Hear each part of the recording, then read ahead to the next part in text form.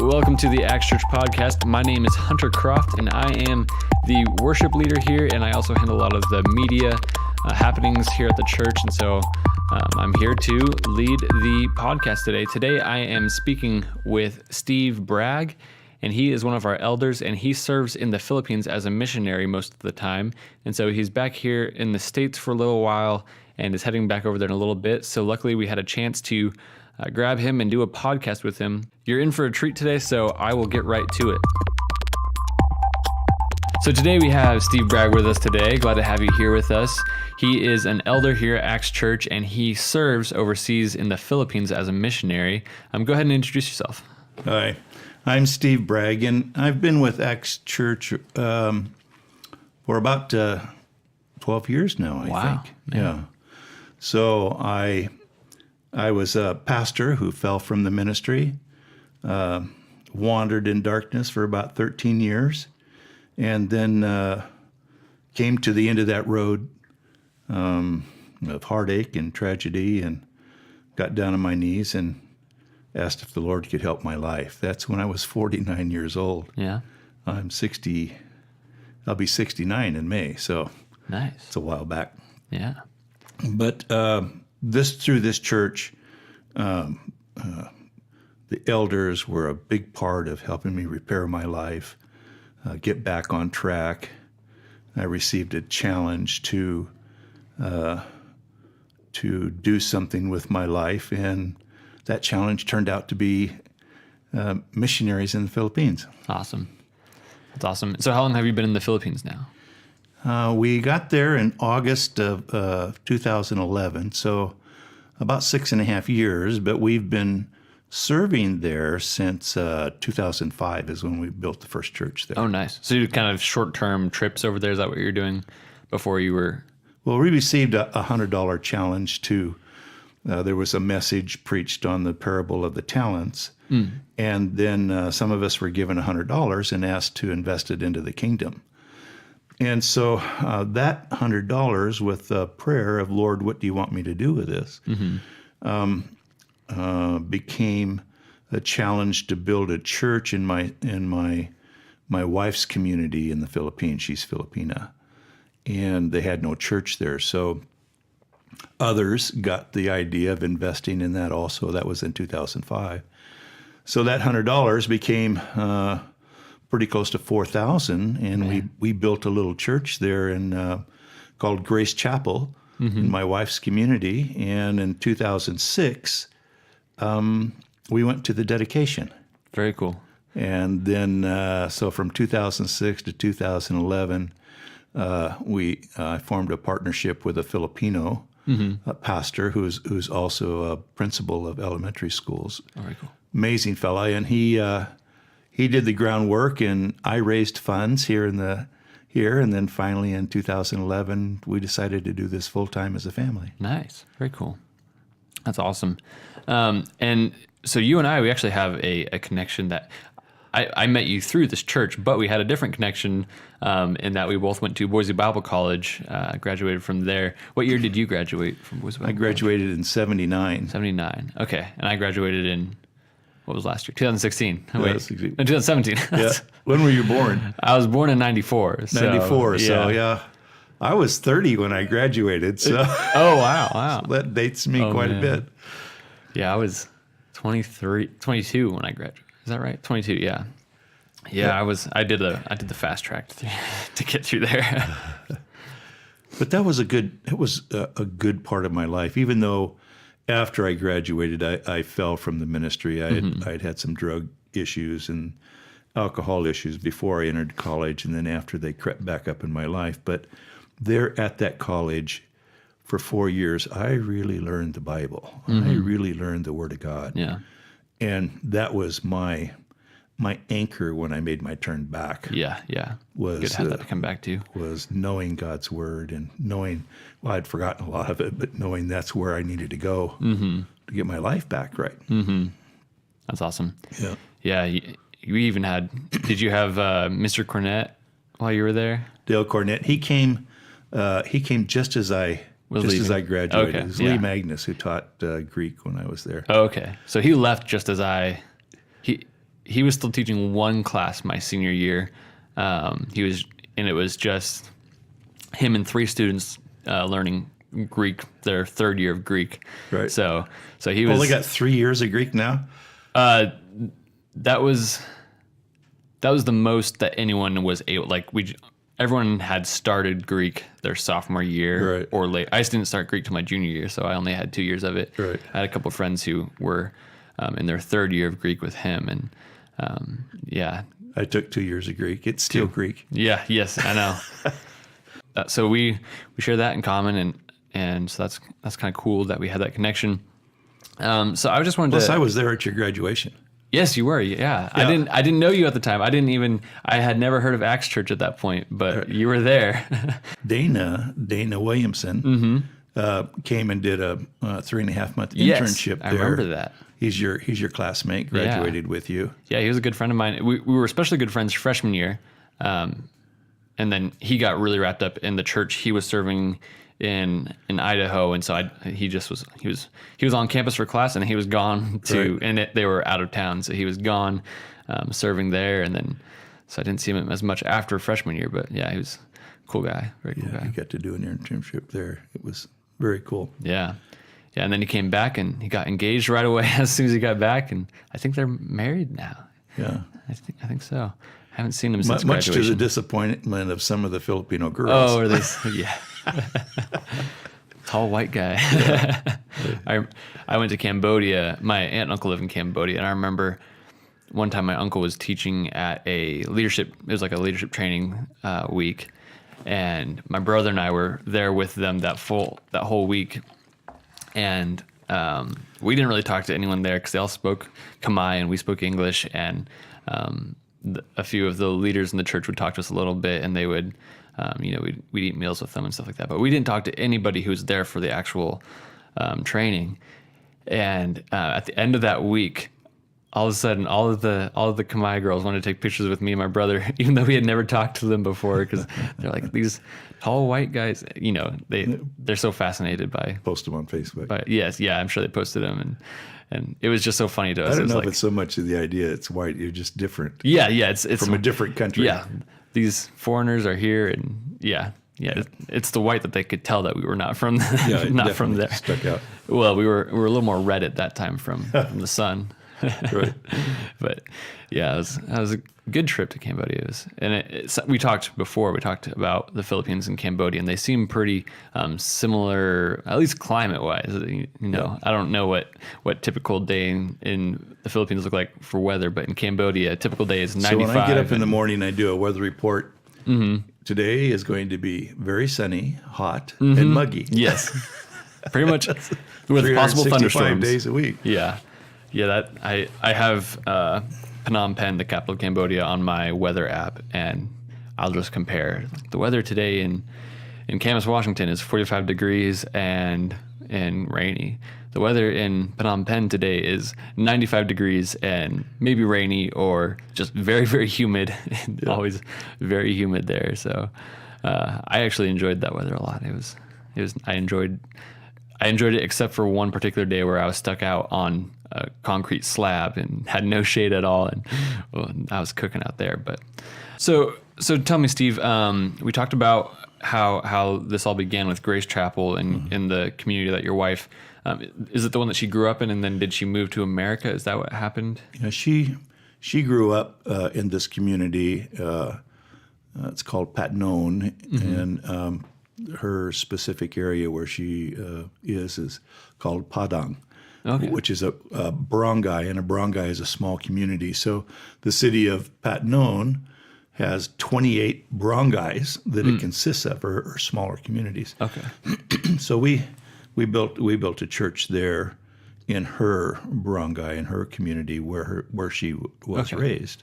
So how many people would live in that barangay? That's a good question. I would say probably 200 families. 200 families. So about 1,000 people, maybe. Average of 7 per family. Oh, okay. So 1,400 or so. Yeah. So a very small U.S. like rural town, probably about population wise. Yeah. Okay, interesting.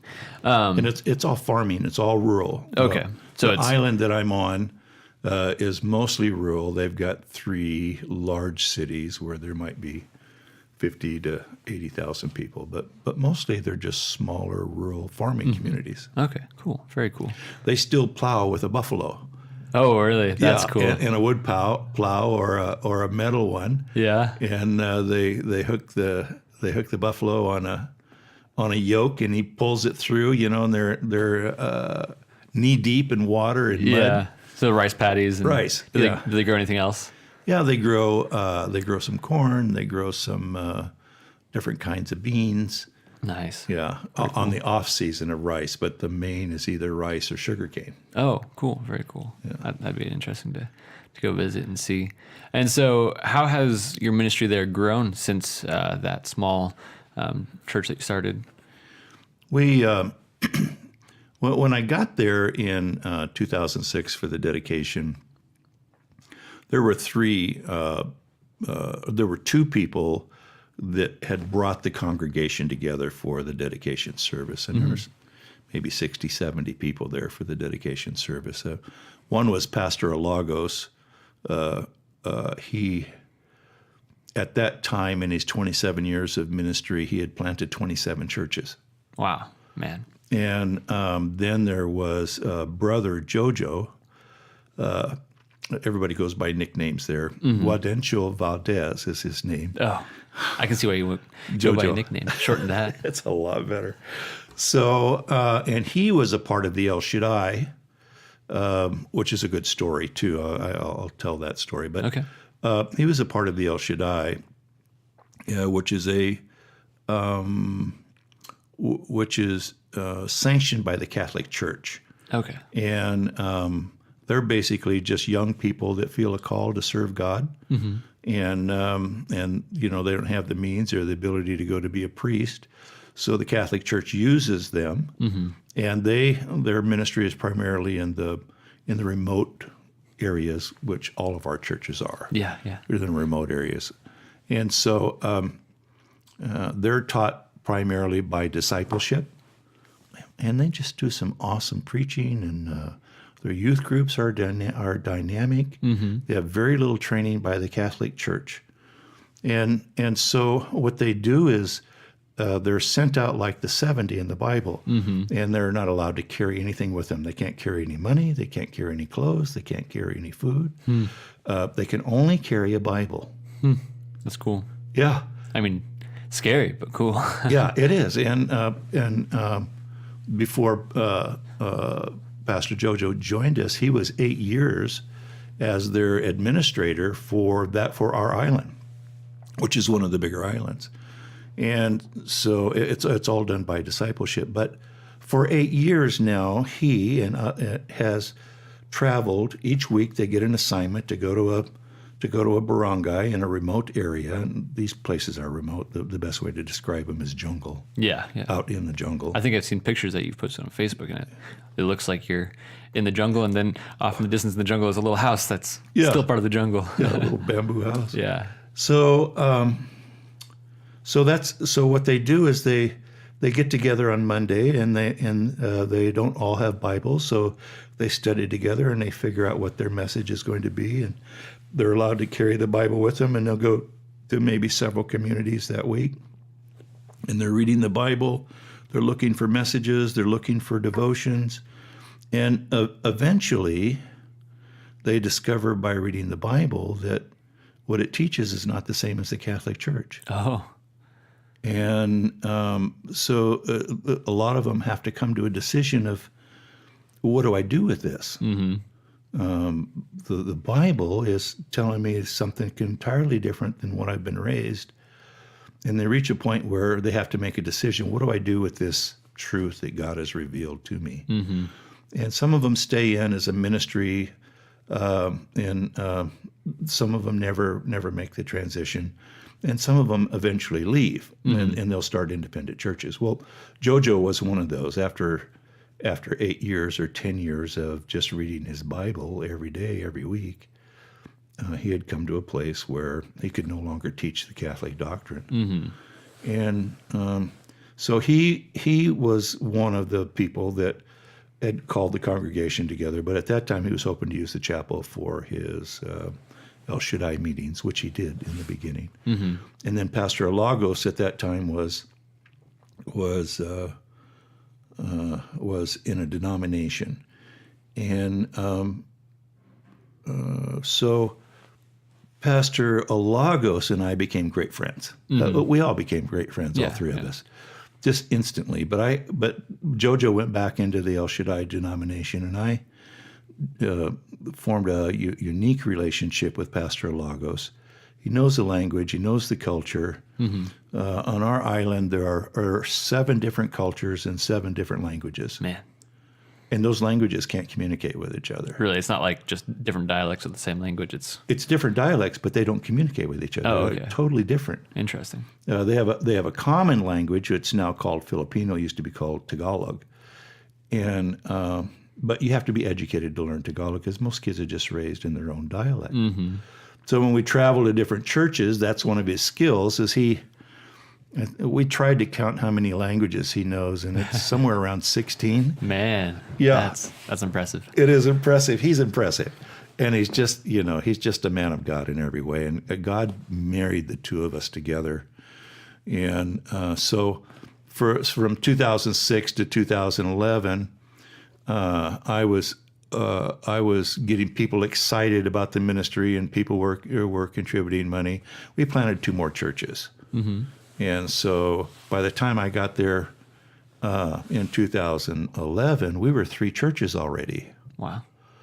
And when I got there in 2011, I knew that we were called to full-time ministry, and I knew we had planted some churches, but I didn't really understand what that ministry would look like, what my role in the ministry would look like. Mm-hmm. And shortly after I got there, Pastor Lago says, we want to go plant a church in Esperar.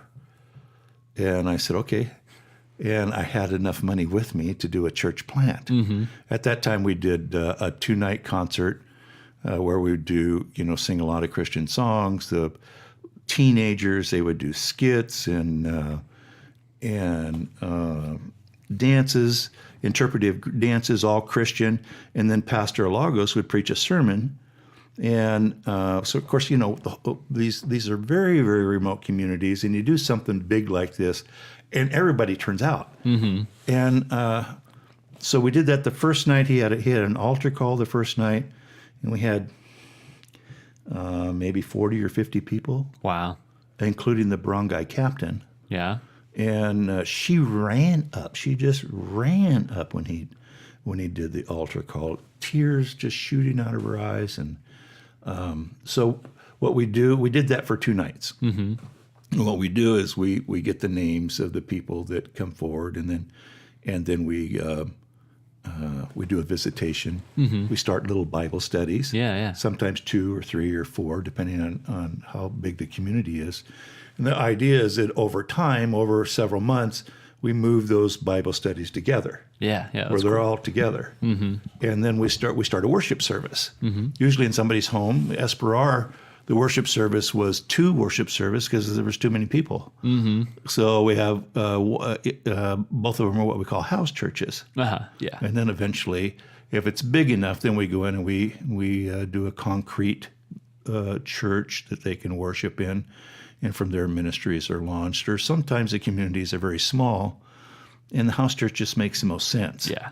So out of the 30 churches we have now, we have, let me see if I remember the numbers right. Maybe I'll get them wrong.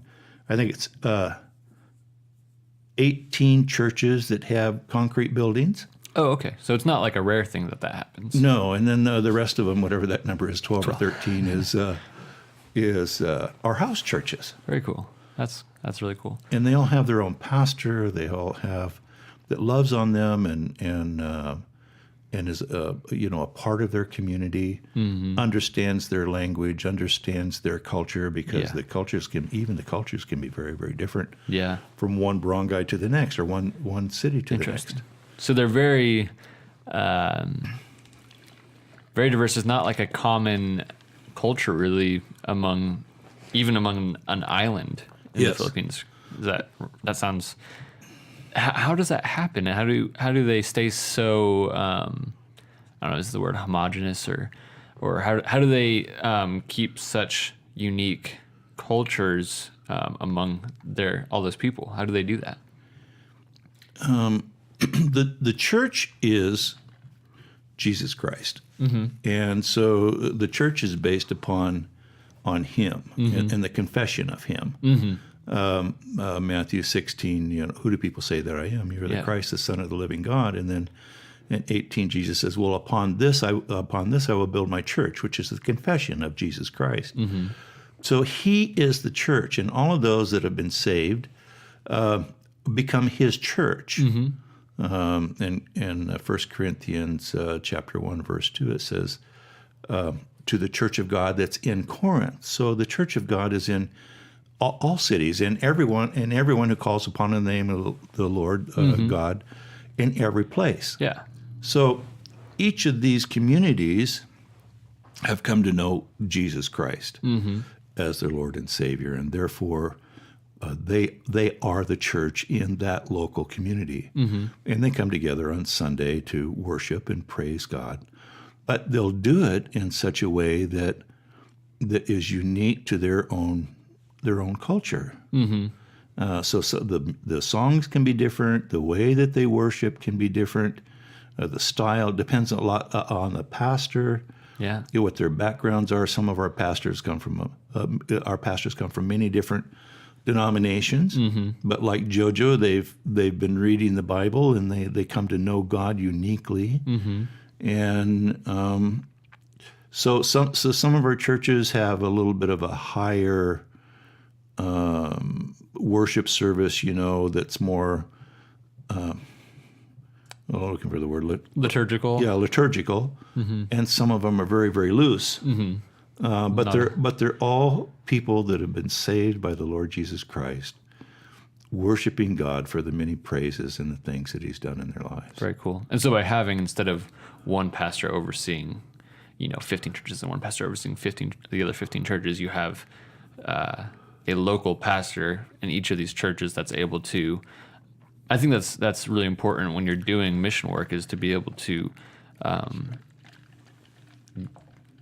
allow them to have as much of their culture how do I say this? Unscathed, I guess. I think, like we were talking about the other day. I'm not trying to make them. I don't want them to be an American church. Yes, yeah, and it's really easy for us to do. The American churches have got their own unique problems. Yeah, we don't want to bring them there, but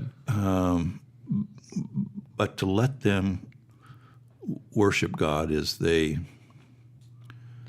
that's unique to their culture. Like some churches like fast songs. Some church in America, yes, yeah. Some of them like they want to dance in the aisles. And I remember I was visiting one church with a friend, and they did a lot of dancing. They were really moving, and I was trying. I'm not really that way. And he looked over at me. He says, "You don't have much soul, but you got a little bit of rhythm." I didn't quite fit there. I enjoyed their worship. I really did. So what songs they sing can be different from church to church. Are they writing their own songs to? No. Okay. So they're finding other songs and some translating of them. them? I've got a pastor that does write his own songs. Oh, very cool. Yeah, he's pretty talented in it. That's cool. Yeah. Well, very neat. That's awesome to see how that's all happened in the last, at most, 15 years, right? Well, less than that. When we arrived in 2011, we were three churches, and now we're at 30. So 27 of those have come in the last 6.5 years. Yeah, that's amazing.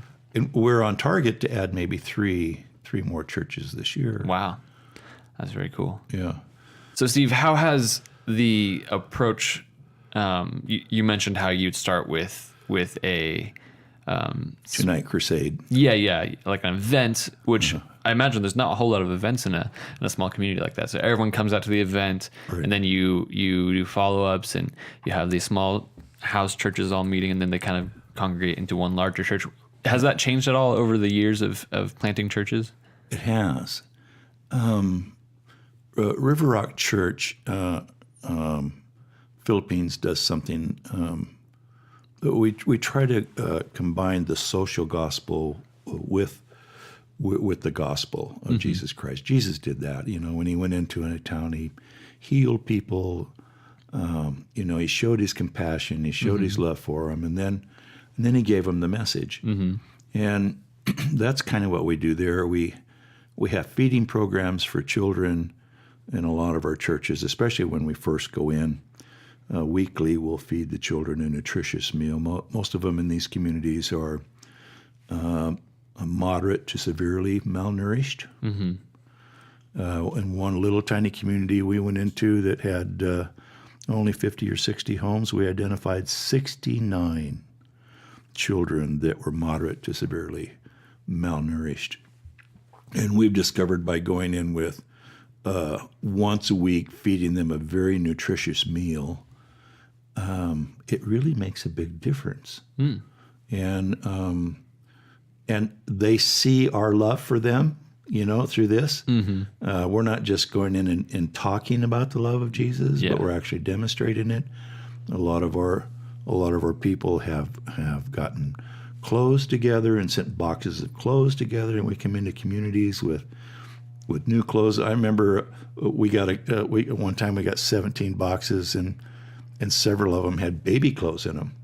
Well, we had some unique communities where there were a lot of young mothers and babies. Yeah. And and you show up, and these people are worried about whether or not they're going to eat one meal a day. Yeah. And so a lot of times, clothes is something is on the back burner as far as survival goes. And sometimes we'll see children, they'll have the one child will just have a white T-shirt that's black now and no pants. Yeah. And the other child will have the pants. Yeah. And no T-shirt. And, when you go in and these mothers are getting 1, 2, or 3 clothes for their kids and maybe even something for them, boy, it just makes a big difference in the community. So, and then when the Super Typhoon Yolanda hit in 2013, that passed right over the top of our island. Literally every tree on our island was decapitated. Wow. I mean, that super typhoon broke every measurable record of a typhoon. Man. And so we went in there. I asked the Lord to help us do something, and we raised pretty close to $90,000. People sending us money, and so we bought rice, sacks of rice. We go in a community with sometimes 5,000-6,000 pounds of rice. Yeah, and distributing the rice, and a lot of the times, so we'd receive these boxes that would have clothes or blankets or cooking utensils and things like that. So River Rock Church Philippines has earned a reputation.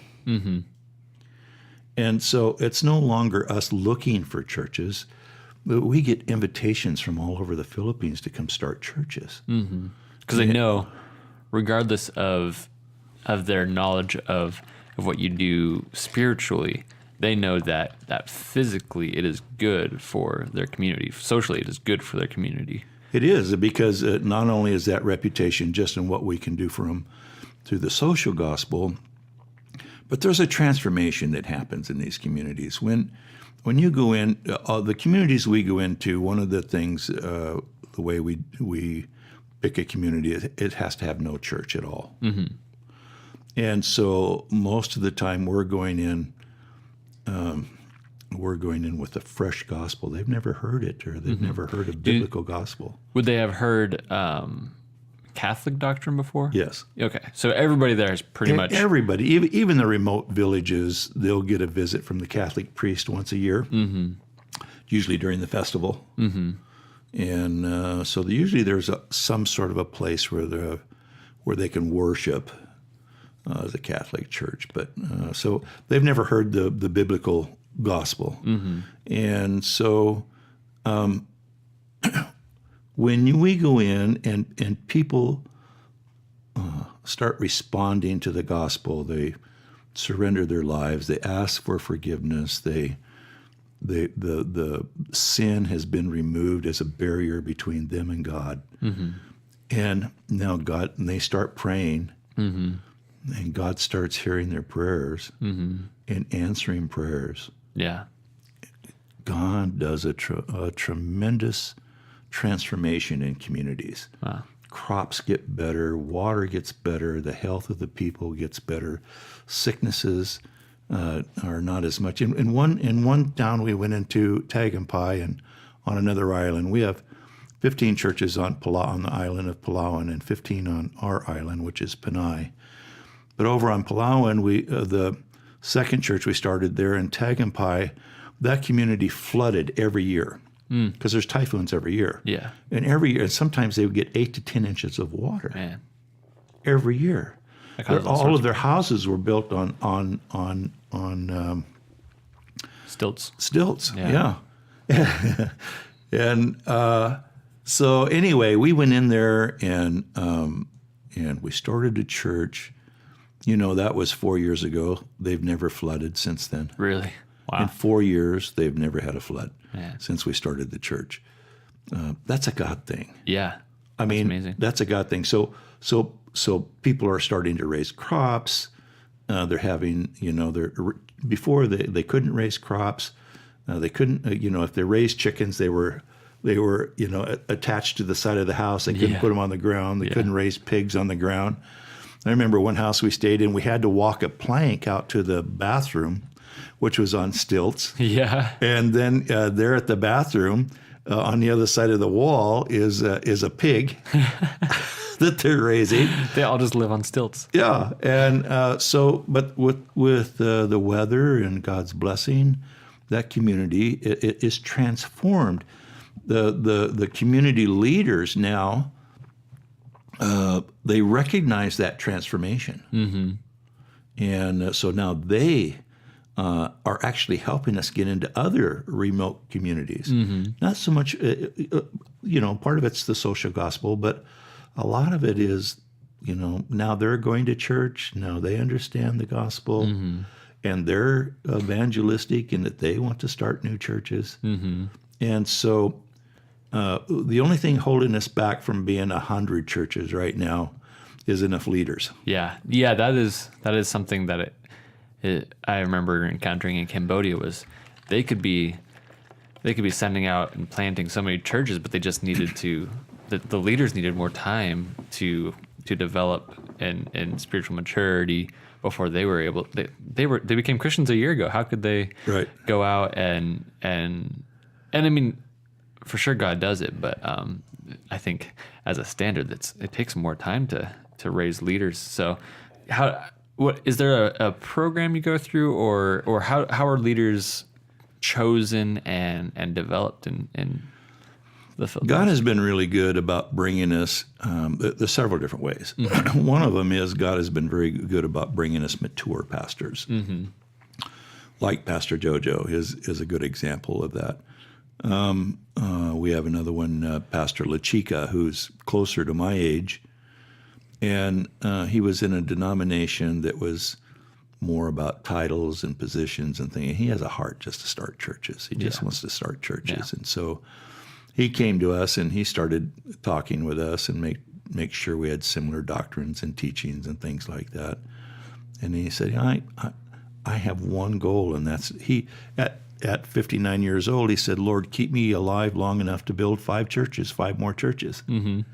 And so he's 68 now, and he's planted 4. I'm a little bit worried, you know what I mean? I mean, maybe I won't send you out to plant another church. He's already saying, okay, this one's planted, I need to go start another one. So the other thing is that the Philippines is 65% young people. That's very similar to Cambodia as well. Yeah. And so the strength of the church is our young people. And that includes the very young, the youth that are very young. But we have a lot of kids that are I call them kids, that's because I'm 69, that are high school, college. We have several of them this year that are graduating college with teacher certificates. And the ratio of women to men that attend churches, it's overwhelmingly women and children. And that's a cultural thing. We're trying to break through that. We have some ways that we're purposefully trying to reach men, and we're starting to reach men. We just brought in another 6 or 7 teenage youth into one of our churches, and they're all guys. Oh, cool. Yeah, and they're really excited. Kind of jumpstart the male side of the church. But we have both, and so I've learned that you take advantage of what God brings you, and so we have several teenage girls and boys that are now being the leadership of the church. I mean, they've been in the church 3 or 4 years. Yeah. All of these guys are graduating. Well, most of them are graduating with teacher certificates this year. So they know how to put a lesson plan together. They know how to dig for information. And they're called by God. You can just tell when you hear them teach or preach so they're putting all the tools together. And so I used to say, you are the next generation. And about 1.5 years ago, I said, I'm going to stop saying that. They aren't the next generation. They are today's generation. Yeah. And so now, right now, we've got, between both islands, I would say we have 12 or more young people, both men and women, but very, very talented people, kids. They're educated, or they're getting in high school or college, and they're just sharp young people. And so they're reaching others. That was how these new 6 or 7 new guys were brought in. And I was, who are these guys? And they're just excited. They just show up for everything. And so they're being trained. So what we decided to do was, because we have pastors from different denominations, we have the youth that are coming up. They've been going to church every day. I mean, every Sunday they've been part of teaching sessions that we've done, and we have discipleship classes. So they're learning. But I thought, I'm 69 years old, and Pastor Alagos is in his late 50s, a Filipino man. His typical age is late 50s, early 60s is their typical life expectancy. So how does this church continue to grow, and how do I fill in all of the gaps from the different denominations teaching so that we're all on one page? Ephesians 4 says that he gave apostles and prophets and evangelists and teachers for the equipping of the saints so that we might come to a mature faith. A unified faith. And so how do we accomplish that? So we started a T program, Theological Education by Extension. And that's a book program. That's a rope learning program. It starts out with the basics: who's God, who's Jesus Christ, what's the church. And then the next one is, how do I live this Christian life? And then they have some on the book of Acts and the 1st and 2nd Corinthians, Romans. And so on both islands now, we're using these T programs where we meet once a week, and we're just going through all of the learning. Well, the young people that are teaching now, they can use these books. They can use the book as references to teach from.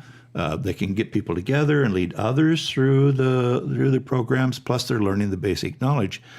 But how do you keep the church going? Well, the church is based upon Jesus Christ.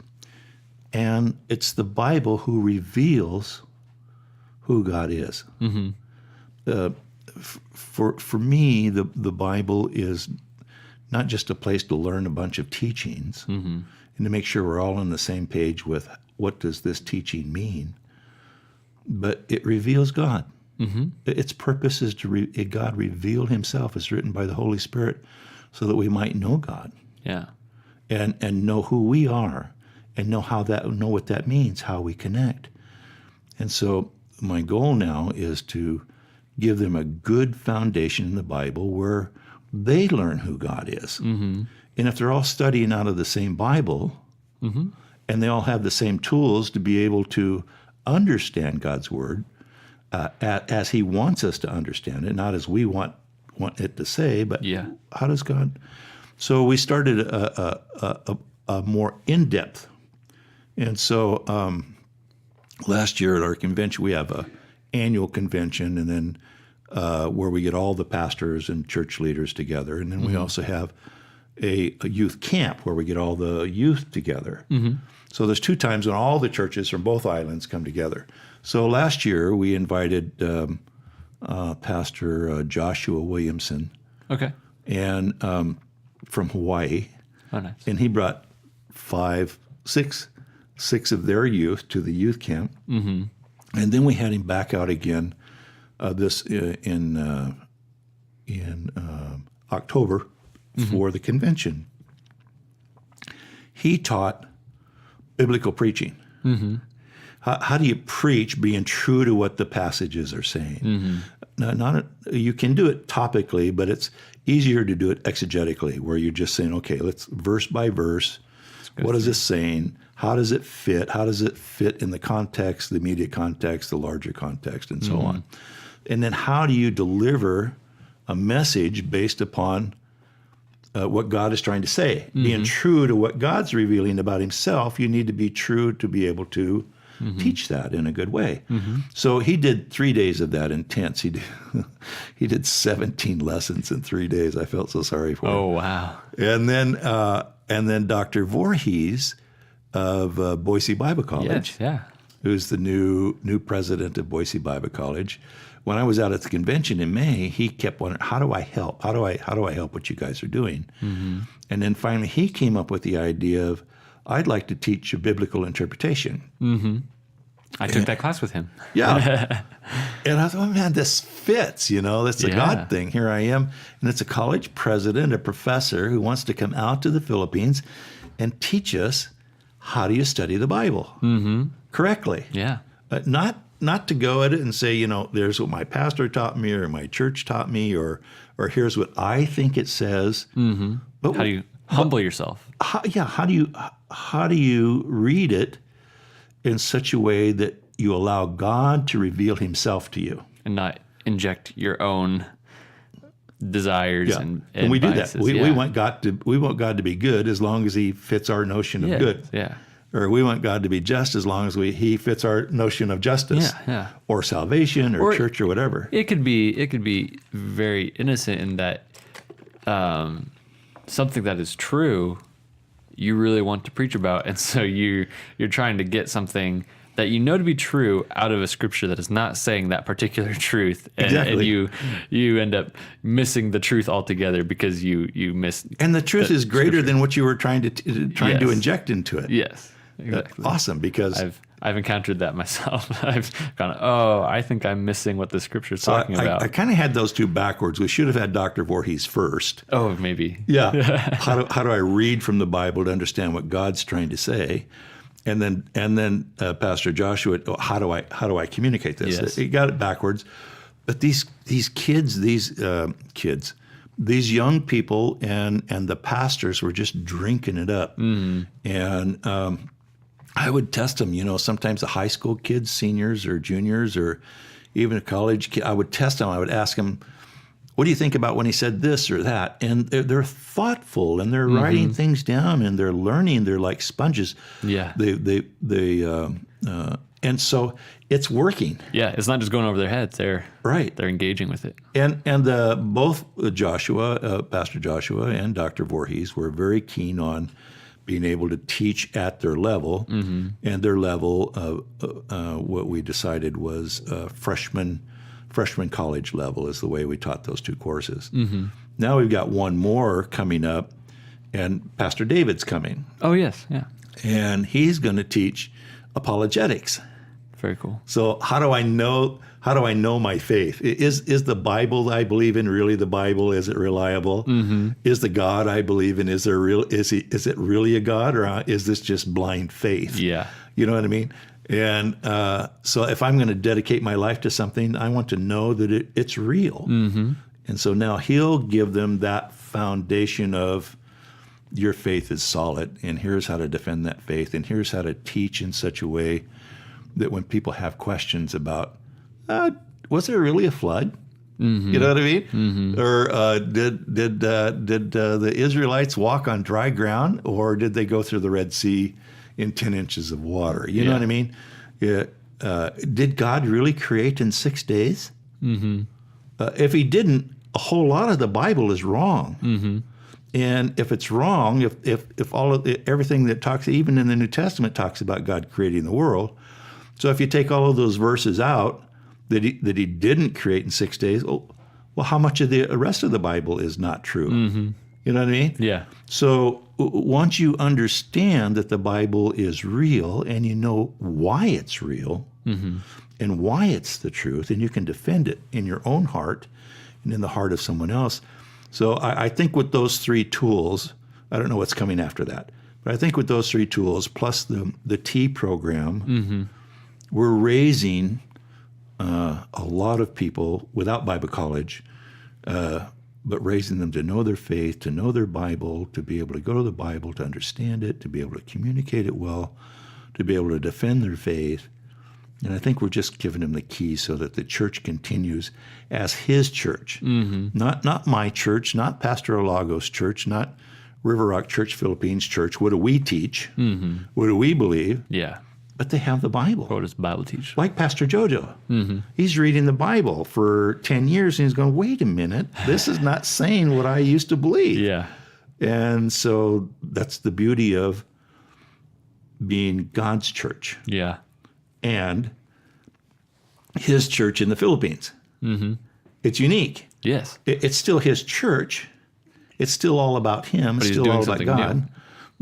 But it fits their culture. And so they have a faith that's real to them. Very, very real. Pastor Dana, when he came out to do his internship, he said, I learned the God that's contained in the pages of the Bible, but I'm seeing him as much greater than a God that's just contained in the Bible. So many times God shows up in miraculous healings or casting out of demons and evil, very, very present evil, people trying to kill us or harm us, and God taking us through all of those trials. God's real. And when they pray, when these Filipinos pray, Lord, I need to be able to feed my children. They're hungry, and God shows up. Witchcraft is big there. Really? Why? Because they have no hope. Their child gets sick. They have no way to go to the doctor. They have no way to buy medicine.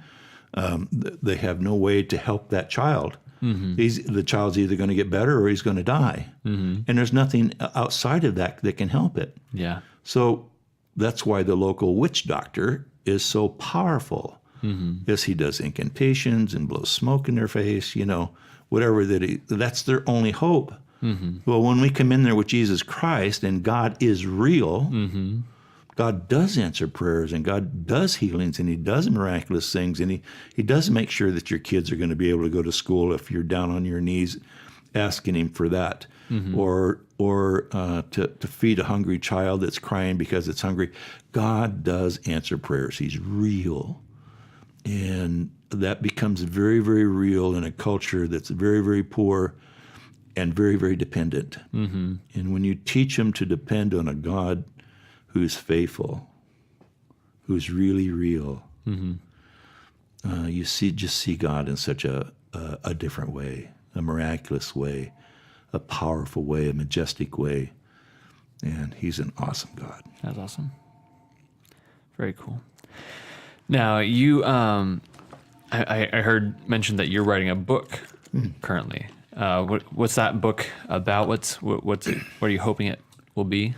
This is my second book. The first book, as I said in the beginning, excuse me, I fell from the ministry, and then came back. It was 13 years I wandered in darkness, and then 13 years in preparation to get me ready again to serve the Lord. And during that time, I had been divorced. I had done some things that, are shameful, and I didn't think God could use my life again. And much to my surprise, God has not only forgiven me, but He's restored my life. And He's given me a ministry this time that's much greater than I could have ever imagined or thought. Yeah. And this is so much of an awesome thing for me. The first book is called Get Up, God's Not Finished With You. Yeah. And so that's cool. It's about that process. Yeah. And then this book, I'm at the final stages of editing, and I hope it's going to be out in 3 or 4 weeks. But it's called The Enemy is Roaring, and the Lord is Blessing. Very cool. And it's stories about, when we go into these communities, there's reasons why the church has not been there before. Mm-hmm. There are some very strong, powerful strongholds and forces that have kept the church out. Mm-hmm. And they're different in each church. And that's the enemy roaring. Mm-hmm. And in the different ways that, and so it's stories about starting the different churches and the roaring of the lion, the fierce roaring of him. He has no teeth. As Job said, he has no teeth. Yeah. But he roars fiercely. And so, but we come in the name of Jesus Christ. This is His church, and it's in His name, and we're just simply sharing the gospel that brings people to Him, not us, not to a church. They're not coming to River Rock Church Philippines or particular teachings or doctrines. We're leading them to Jesus Christ in His name, for His church, for His glory, and their salvation. And when those dark forces come up against Jesus Christ, come up against His church, remember Matthew 16, upon this confession I will build my church, and the gates of hell will not prevail. Mm-hmm. And so it's those stories of how the gates of hell have tried to prevent us from going. And sometimes even after we get the church built, then the forces come in. There's so many people that want to, after we've invested a lot of money in building a church building and buying some land, now people want to come in and take it over. You know what I mean? It's not how this works. It's a compilation of stories of these pastors and these events of how the enemy has tried to keep us out, and God has helped us to be victorious and allowed us to be a part of that wondrous plan of taking the gospel to the people that really need it. Very cool. Yeah. So, do you have any of those stories that you want to share today?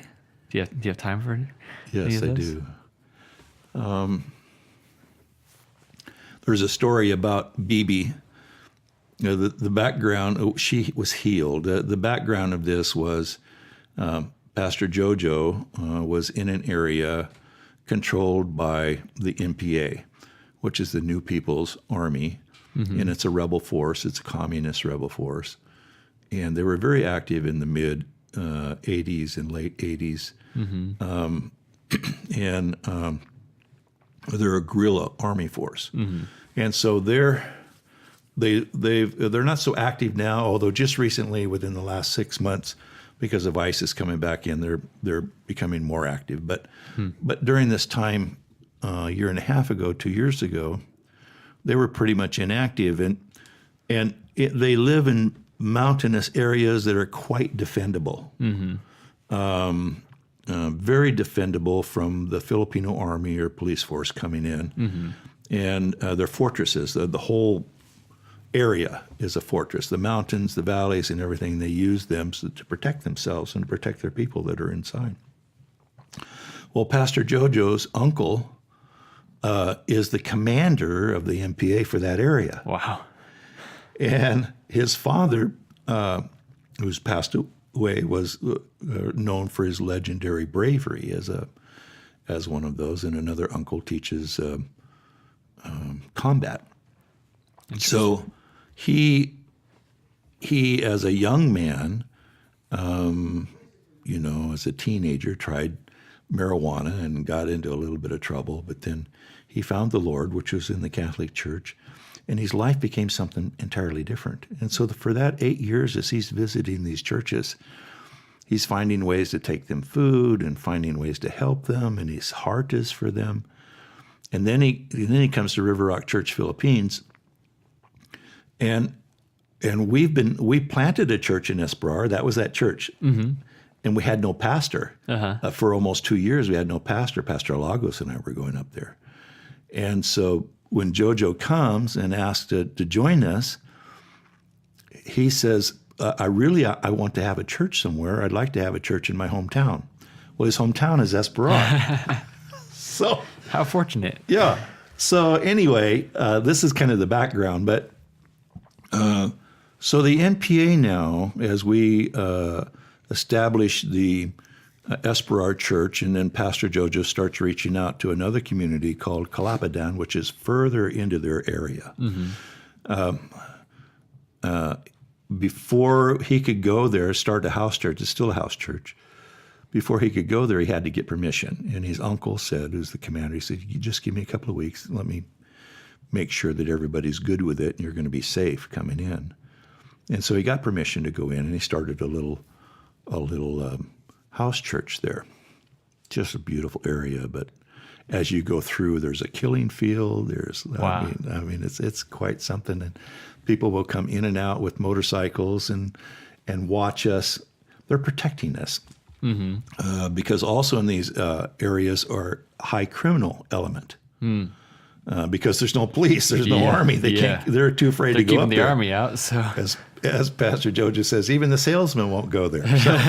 So, well, there's a silver lining. Yeah. So anyway, the NPA, the commander of the NPA, says River Rock churches, they're like us, and that they have a heart for the people. I mean, that's why they're rebel force. They try to protect them against a terrible dictator and things like that were coming in. So okay. So now when we go into those areas, we're protected. We're protected by the NPA. Yeah. Which is pretty cool. So when visiting pastors come, we'll take them up to Calapadan, and because we know we're safe there. It's in a very dangerous area. Yeah. You wouldn't want to go up there by yourself, but we're actually protected from the criminal element, and the word is put out. Don't touch these people. And we go into a really nice area that people are just so. In fact, when I mentioned one of the communities where it was mostly young mothers and babies, this was one of them. This is one of them? Yeah. And it's just fantastic. So anyway, my wife and I and Pastor Jojo and his wife Gigi were making a trip up there. And we go up, the last portion is you go up 75 cement steps through a very narrow opening that's high mountain on both sides. And you climb these, they've cemented the steps. You climb the steps, you get up to the top, and there's a plateau. And then you walk out about 200 or 300 feet, and then opens up into one of the most beautiful valleys you've ever seen. Wow. Just thick with rice, and the mountains that surround it are full of banana trees and coconut trees, and I don't know how many different kinds of bananas they have there. I think there's a dozen different. Kind of like we have so many different apples. They have. Oh man, it's just amazing. That's cool. Root crops and everything. They're just totally self-sufficient. So anyway, we get up to the plateau, and Jojo says, I want to introduce you to someone, the barangay captain. We've been there several times, hadn't met the barangay captain. And so we get up the plateau, and off to the right, down in the valley, is a typical bamboo house. And as we get there, you can see holes through the walls, and usually the entrance is a dirt floor, and then they've built up 3 or 4 feet, and then they have a flat area that's bamboo floor for where they sleep. And so we get there, and there's kind of makeshift benches out there, and after climbing up those 75 cement steps, you're a little bit winded. So we sit down there, and this small young lady, I thought maybe she was 14 or 15, just very small, came out, and pretty, and a big smile on her face. She began speaking in English. Perfect English. I mean, very, very good English. And I'm going to myself, wow, this lady is educated, and she's obviously older than 13 or 14. Yeah. And come to find out, she had just gotten back she went to college in Manila and earned a degree in information technology. Wow.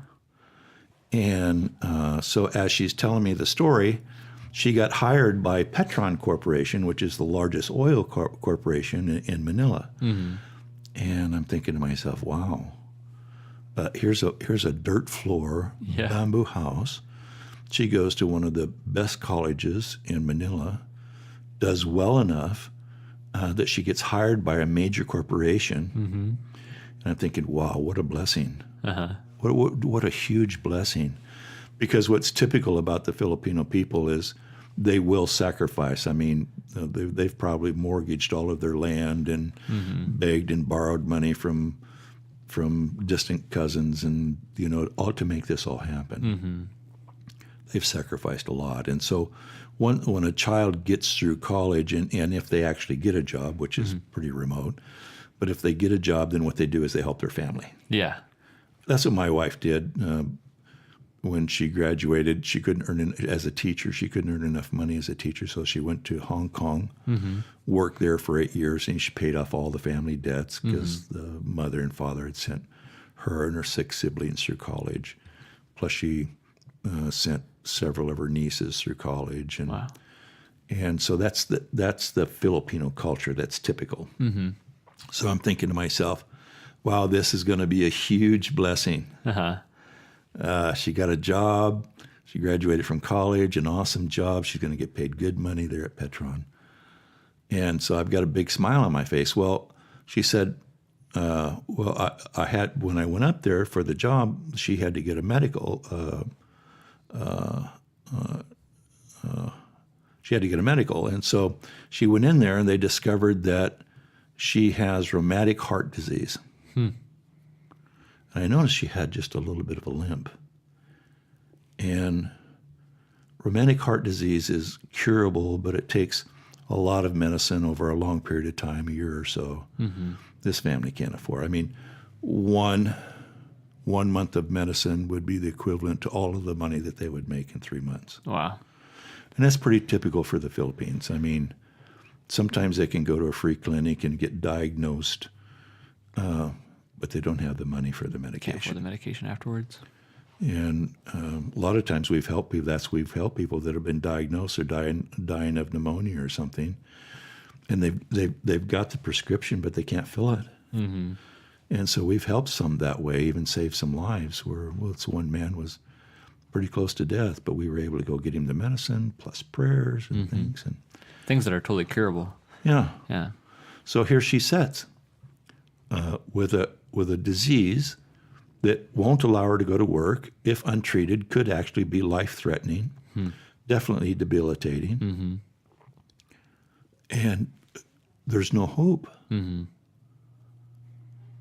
mean, all of the hard work that the families and relatives had done, all the hard work she did in school, she's done. She's done. All for nothing. All for nothing. Wow. So I prayed. And excuse me if I get a little choked up, but I said, God, all human strength has been exhausted. Only you. Only you, Lord, can make this right. And Lord, heal her. But do it, Lord, in such a way that it brings glory and honor to your name.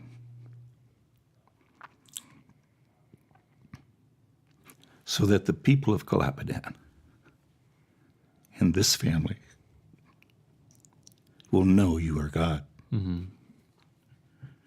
Well, after I prayed the prayer, I sensed something, a connection with BB that was strange. Not in a bad way, but there was just something different.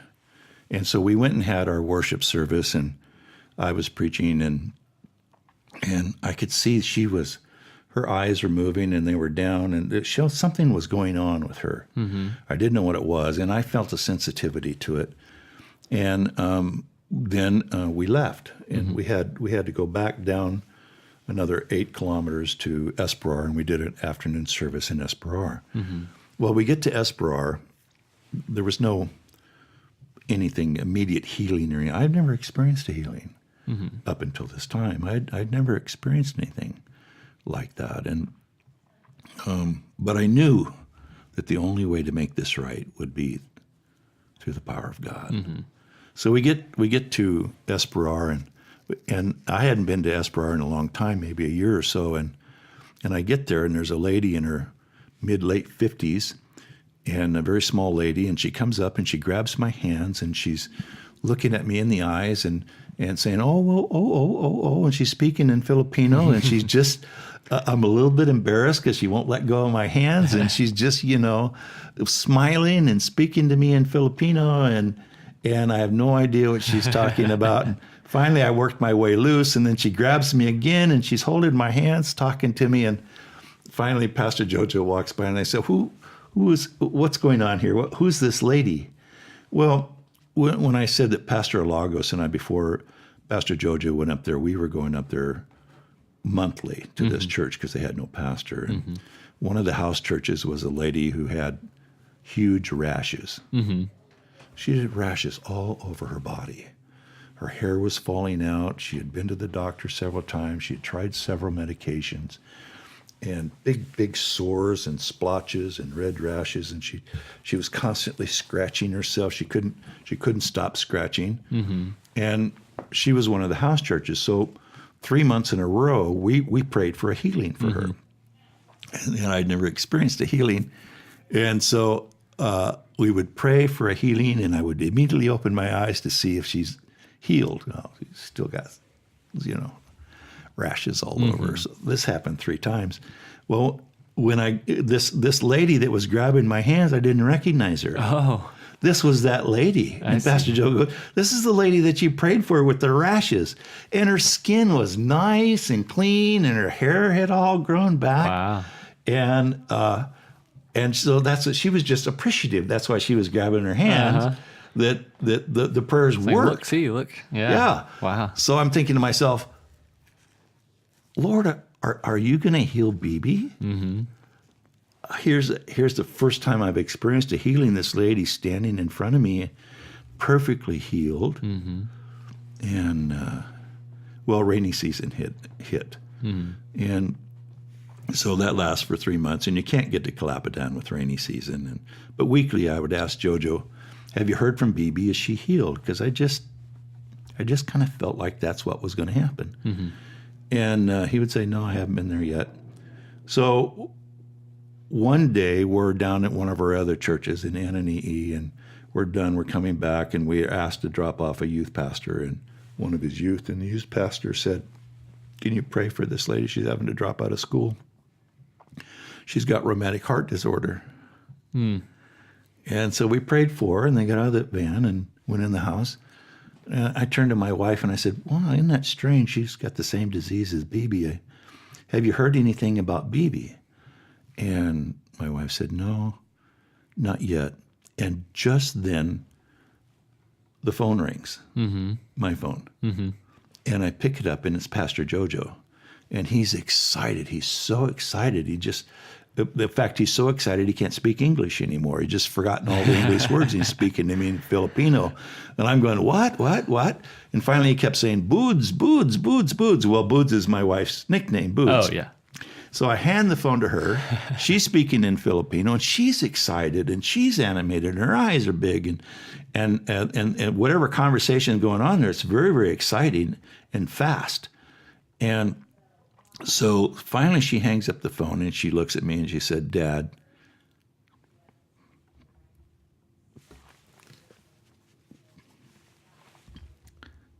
BB's healed. Wow. We had heard a rumor of her walking to a barangay, a far barangay. That would be impossible for her so we thought maybe she had medicine or something. But what she was experiencing in that worship service was God healing her miraculously and instantly. And so she felt this healing, and so she reapplied for the job. And that walking that we heard was her making her way back to Manila. Wow. She went to the same clinic that diagnosed her before, and they could find no disease and no evidence that she had ever had the disease. Wow. That's amazing. And the people in Calapadan, the MPA, they know there's a God. And I know there's a God in a miraculous way. He's powerful and awesome. And that's the God that we work with there in the Philippines. Wow. And that's the basis of this new book, is the enemy roars. He's roaring in BB's life after all that hard work and everything. But God is faithful in whatever way he needs to be, so that his will is done, his will is accomplished, and people come to know that he is really God. Man. And there is no other. That's powerful. Yeah. Very cool. Well, thank you for sharing that with us. That's I have to listen to more stories. We can't go any longer, but I wish we could. Maybe we'll have to do another one before you head back to the Philippines. Thank you for taking this hour or so to come and talk about this. I'll have to find your book and read more. Is that most of the book is stories, or is it stories about the cool? pastors and the churches like that? Oh, that's my favorite. Yeah. In the first book, in the last of the first book, I write the stories of the pastors about their lives. Very cool. About how they come to know the Lord and how the Lord brought them to our church, and how the Lord worked in each of their lives. This second book is more about them actually starting the churches and the obstacles and the blessings and the things that God does and making all that happen. It's almost a series that you could read back to back. It is. That's right. I'd never thought of it that way, but I guess it is. Works out that way. Yeah. Very cool. Well, that's awesome. I'll have to look for that. Well, thank you again for being with us. I hope if you're listening to this, I hope you enjoyed it as much as I did. If you do not know anything about Acts Church, we are a church in Camas, Washington, and you can find us at axcamas.org, and you can find out more information about us. You can listen to other podcasts, and if you got something out of this podcast, which I don't know how you couldn't, comment or like it and share it with friends, so that we can see how it is impacting you, and so that we can continue bringing you podcasts that are worthwhile listening to. So again, Steve, I want to say thank you, and we'll catch you guys again next week.